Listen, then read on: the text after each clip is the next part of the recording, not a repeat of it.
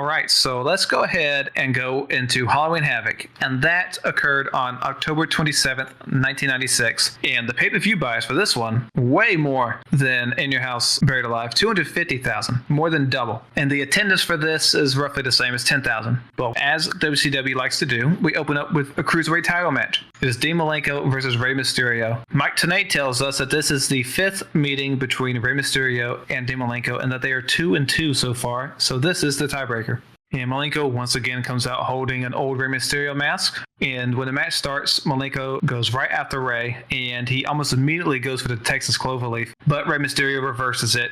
And Malenko later in the match shows some frustration. He grabs the Mysterio mask that he brought with him, but Mysterio kicks Malenko off the ring apron, and then he sunset flips him to the outside, causing Malenko to drop the mask, and then Rey Mysterio picks it up. And then he switches masks, actually. We did not get to see his face. I thought that was pretty nice. I didn't catch a glimpse. But later on in the match, Malenko has Mysterio in a suplex position, and then instead of suplexing him, he just throws him to the ropes, and it was a pretty cool looking spot. Crowd liked it too. Malenko then hits a mid-rope back suplex for a 2 count, and then he goes through his stage here of going through different sleeper holds and all sorts of holds. But Mysterio picks the pace back up when he hits a springboard somersault onto Malenko for a 2 count, and then he hits a Hurricanrana for yet another 2 count, and then he goes for the springboard Hurricanrana, but Malenko catches him in mid-air to a sit-down powerbomb for, yes, another 2 count, but then Malenko follows it up with a mid-rope gut-wrench powerbomb for the win, and then we have a new Cruiserweight champion. That match went 18 minutes, 32 seconds. That was a great match. It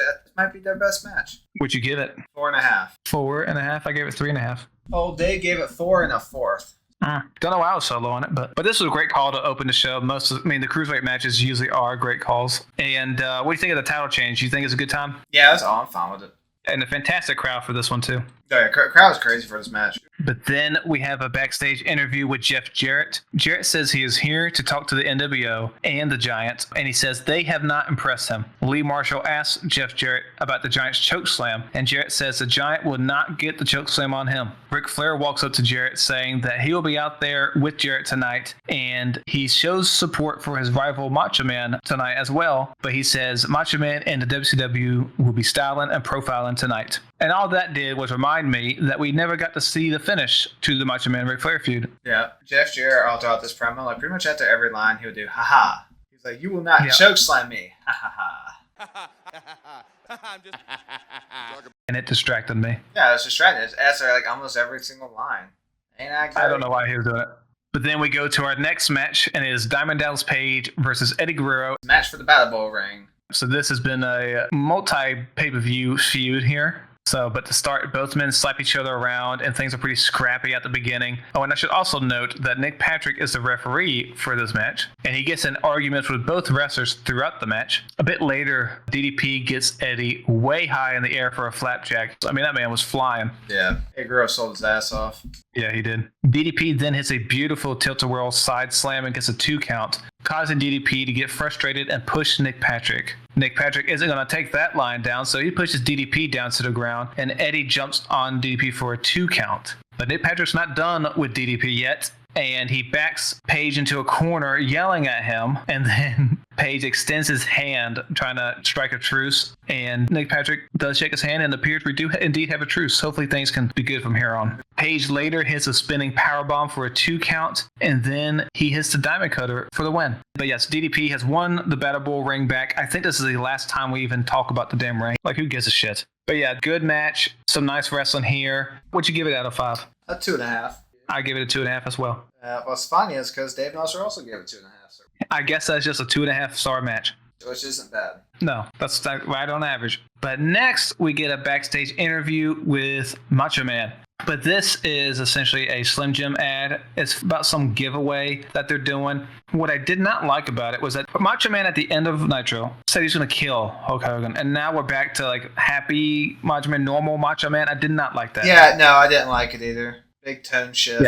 Yeah, completely no-sold what they had been doing. I mean, I like standard Macho Man, but this is not the direction we're going, so I did not like that. But the giveaway is for a Slim Jim monster truck if you want one of those. But he does actually talk about the match later tonight after he's done shilling some Slim Jims. He tells Hollywood Hogan that he is going to break him in half and snap into him, which I guess is still advertising. Yeah. Well, that's a smart way of doing it.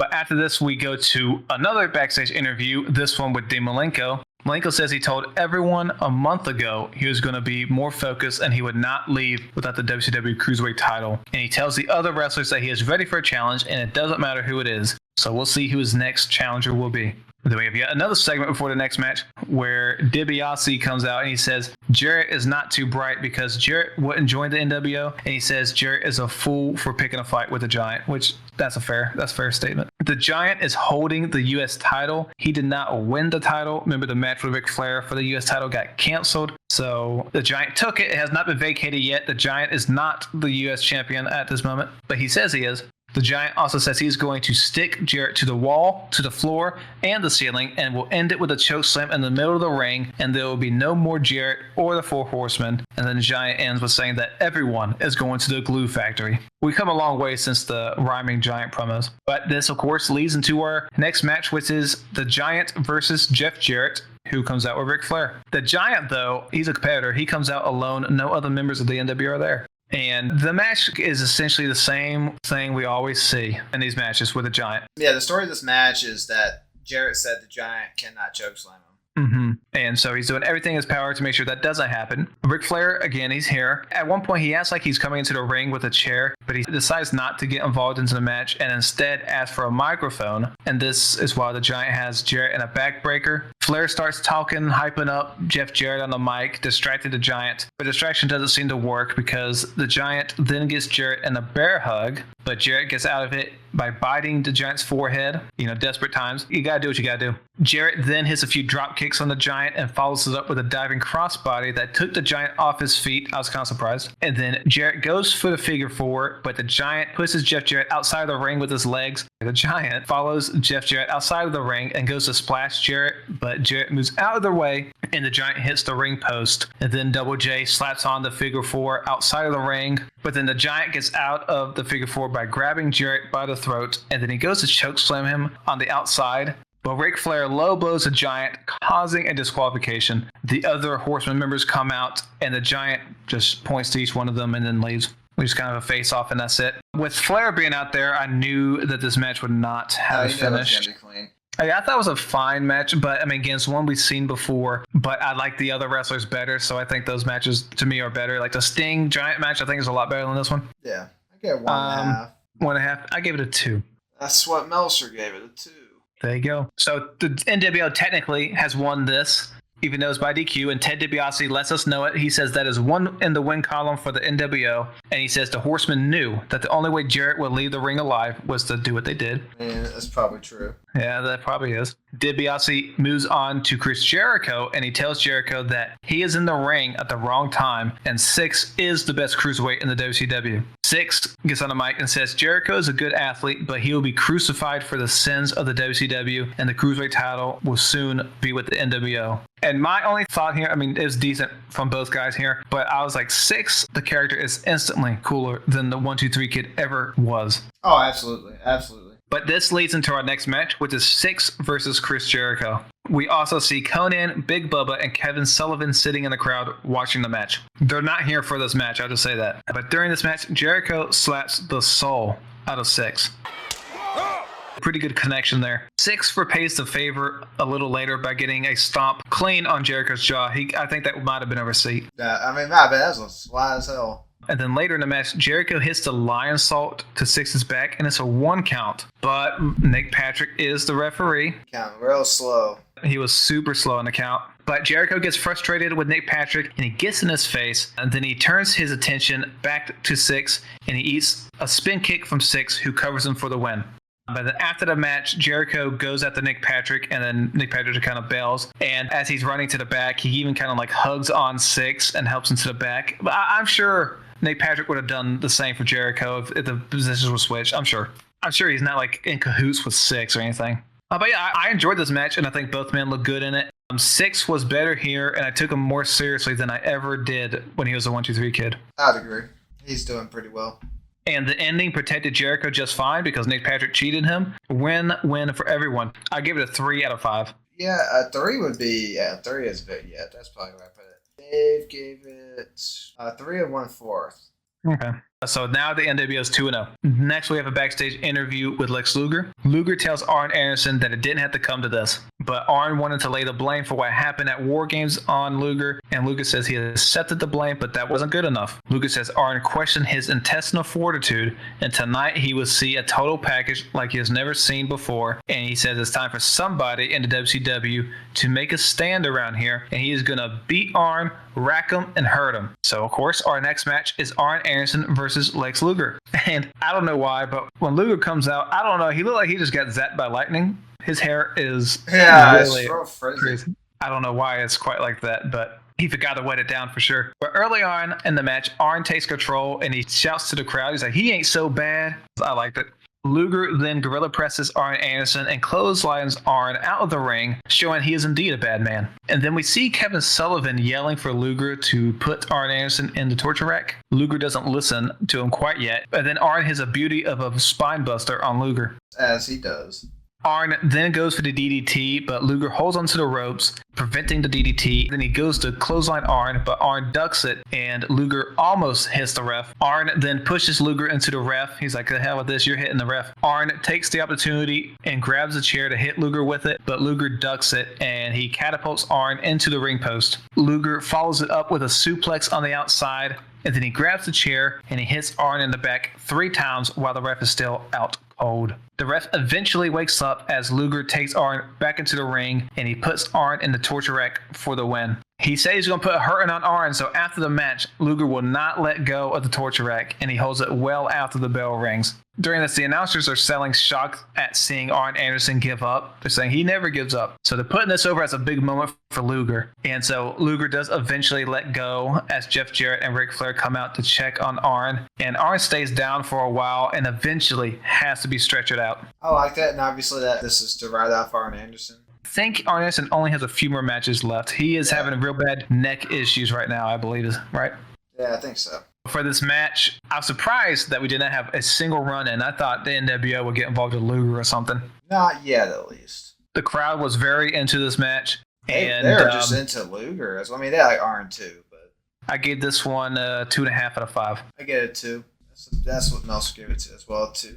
But next, we have a backstage interview with Harlem Heat. Sister Sherry, Colonel Parker there as well. Colonel Parker says he has never seen a worse bunch of bad eggs as the NWO and says they need reprimanding and they are going to get it tonight. Parker calls Harlem Heat the greatest tag team in the world, and Sherry says this is Harlem Heat's world and the NWO are going to find out what hurt really is. But then Booker T says they are a team and the NWO are wannabe thugs. And he says they're going to jump them tonight Harlem style. But we're not to that match yet. We have another match. It is the Faces of Fear with Jimmy Hart versus Chris Benoit and Mongo McMichael with Deborah and Woman. What you like from this match? We do have a Scoopy. Oh. Barbarian scoops Mongo. Mongo, when he gets picked up initially, as Mongo does, he is just tense as fuck. But Barbarian guides him. Jacob, we also got a Northern Light suplex. Benoit did one on Barbarian. Oh, and Mongo did a great shoulder tackle on Meng, and Meng sold it really well. Yeah, it's a good one. Check, at one point in the match, Meng and Barbarian hit a double headbutt, and I thought that was a finish because, they're both Samoan. Those headbutts are no joke. Should have killed them. They also did, the new double team maneuver with the back body drop to the power bomb. Fantastic. Crowd goes nuts, and Barbarian is feeling himself. He knows they just nailed that shit. They follow up that move with the top rope belly to belly where he launched Benoit. I mean, a great looking spot. But after the top rope belly to belly, Meng goes for a top rope splash, but Mongo pulls Benoit out of the ring, and Mongo hits Meng with the Halliburton, and Benoit follows up with a flying headbutt for the win. I liked it. Yeah, before we get to Reading, I'll do the after-match stuff. After the match, Barbarian grabs the Halliburton and hits Mongo in the back with it as the other Dungeon of Doom members come to the ringside. And Meng hits a power driver on Mongo as Benoit is battling other Dungeon of Doom members. But eventually the numbers are just too much for Benoit, and they take turns hitting Benoit with different moves as Sullivan hits Mongo with some more of the Halliburton. Sullivan then walks up and stalks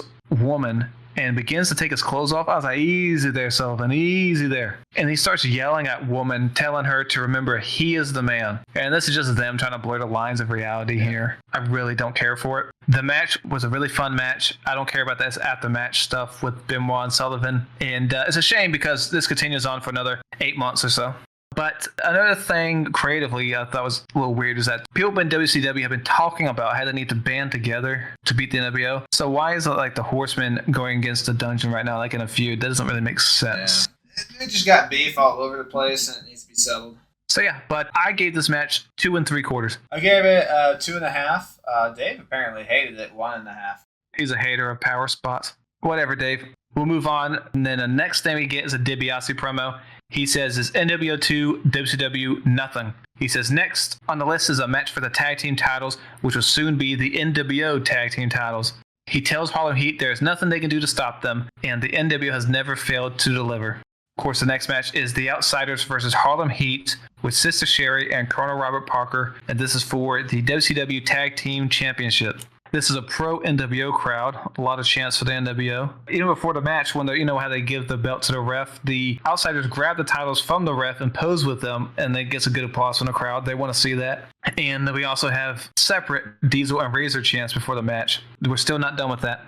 At one point in this match, Scott Hall has talked about this spot with Stevie Ray, and he didn't tell Stevie Ray he was going to do this, but at one point, Scott Hall spits at Stevie Ray's face. And again, Scott Hall didn't tell Stevie Ray that, but Scott Hall said the way Stevie Ray sold it was perfect, and he said from that point on, he did that in other matches of his. So I thought that was interesting. But when Stevie Ray gets into the match, he then returns the favor and spits at Hall. But Booker T later in the match gets a scissors kick on Nash for a 2 count. Then later on, we get to see Booker T try to do a crossbody on Scott Hall, but Hall catches him, hits a sack of shit. If you don't know what that is, it's a fallaway slam. But then Sherry hops on the apron, and then Hall does like a, Goldust type gesture to her. And then he grabs her by the hair and he kisses her, and she's not a fan of it. No.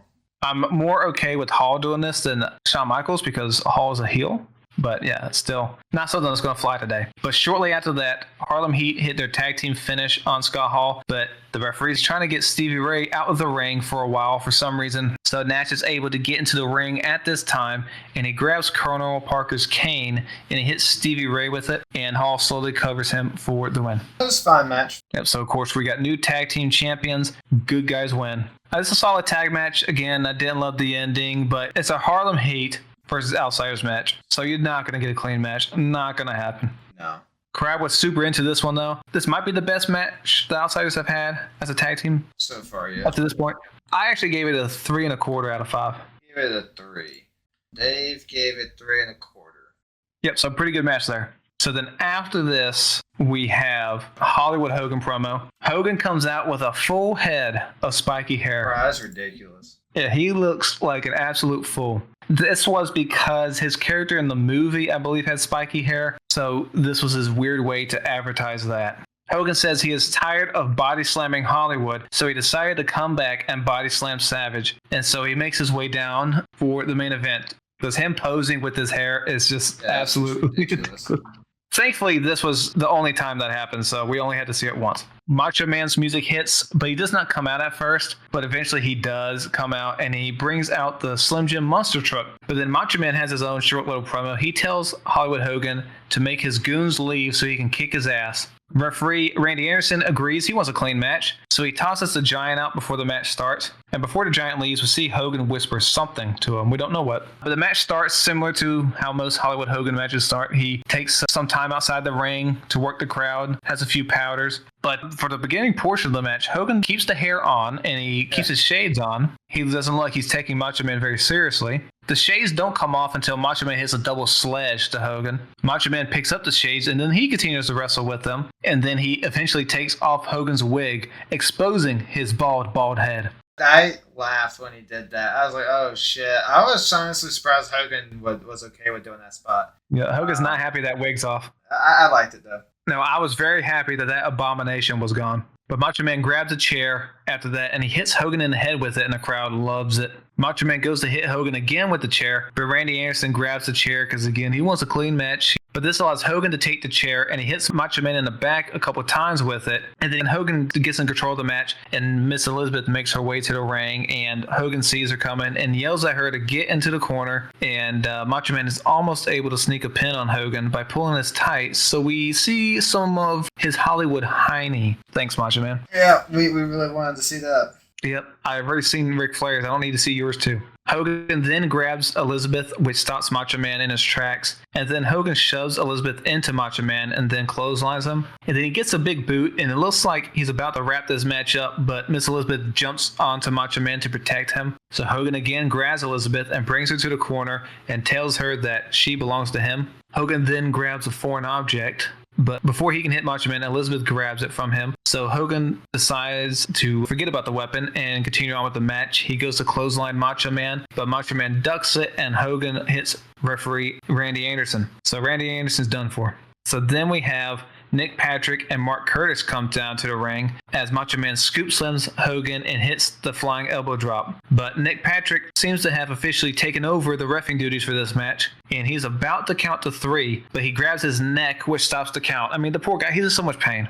Why couldn't Mark Curtis volunteer to step up? Nick Patrick had to volunteer to step in. It's ridiculous. That's why it's the face of WCW refs. Working hurt. So Macho Man, for whatever reason, gets upset at Nick Patrick, thinking he's screwing him over. He grabs Nick Patrick and he rips off his neck brace. But during this time, Hogan goes to hit Macho Man with the foreign object again, but Macho Man sees it coming yet again. Not good job sneaking up on him, Hogan. He takes the foreign object from Hogan and hits him with it. And then Macho Man goes for another flying elbow drop, but Ted DiBiase grabs at Macho Man, preventing him from hitting the move. And then Macho Man gets down and chases after DiBiase, but the Giant comes back out and he grabs Macho Man and choke slams him outside the ring. And then the Giant brings Macho Man back into the ring. He doesn't fall down some steps this time, thankfully. And then he rolls Macho Man back in. Hogan covers for the win. What did you think of the ending? Did you like it?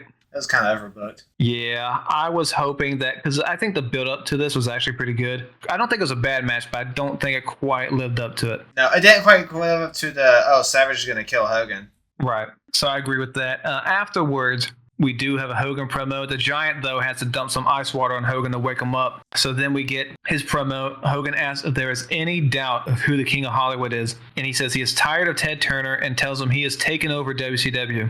Hogan tells the NWItes in the crowd that they caught the right train. And then Hogan and Giant continue to celebrate as we hear some bagpipes playing. What does this mean? So, yes, of course, we know who's coming. We see Roddy Piper come out, and Hogan even has to wipe his eyes. He can't believe it. Yeah, he's like he's seeing a ghost. It's funny.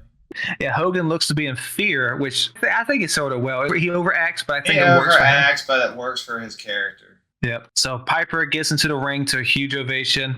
Piper gets on the mic. He says he came here to break Hogan's monotony. And Hogan tells Piper that he might have been a little hasty when he said that he made wrestling and he controlled wrestling. But now that he thinks about it, he thinks he and Piper might have been neck and neck in that category. Piper tells Hogan to shut up and says he's not here for the WCW.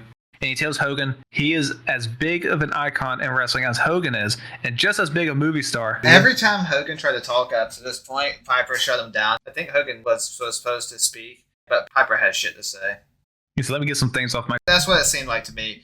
This goes on a while. It does. Hogan tries to tell Piper he doesn't have a problem with him, but Piper asks Hogan... You remember WrestleMania? I was kind of surprised at that name drop.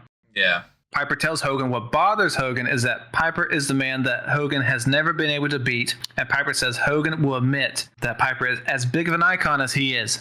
I'm sorry, I respect you, Piper, but I don't think you are. Sorry. He is a better actor. I will agree there. Piper tells Hogan he didn't make wrestling. It was the people who made Hogan. That's not a bad line there.